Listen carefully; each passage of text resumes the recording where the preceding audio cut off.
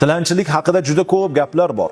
Alloh subhanahu va taolo payg'ambarimiz alayhissalomga oyat karimada aytadiki: "Ey Muhammad alayhissalom, sizdan birov bir narsani so'rab kelsa, ularni jerkimang" deydi. Tilanchini jerkib bo'lmaydi deydi Alloh subhanahu va taolo.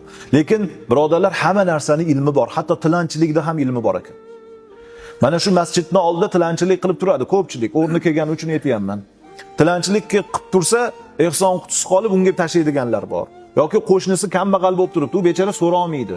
Shunga bermasdan shu tilanchiga berayotganlar bor. Tilanchilikning ilmi bor. Qanaqa ilmi desa, dinimiz, shariatimiz bir kundan ko'pini topishga qarshi. Ya'ni tilanchilik qilmasin deydi din. Shariatimiz qaytaradi. Noiloj bo'lib qoldi. Iloji bo'lmadi endi nima qilsin? Bir kunligini topsin, to'xtatsin. Siz qo'lingizda bir pul turibdi, tilanchiga bermoqchisiz.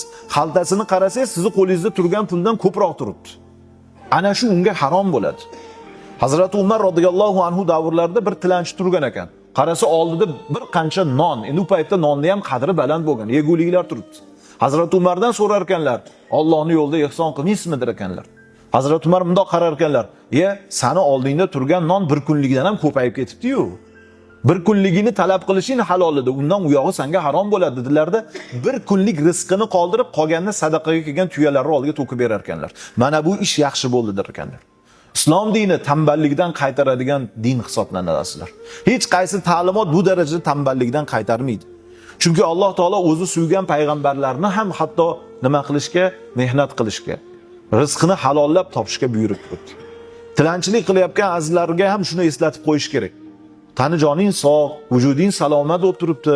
Alloh taolo sog' salomat qilib turibdi ekan. Borib bir ishingni qilmaysan, bir kasb koringni qilmaysan. So'rovchi qo'l hech qachon aziz bo'lmaydi Allohning huzurida.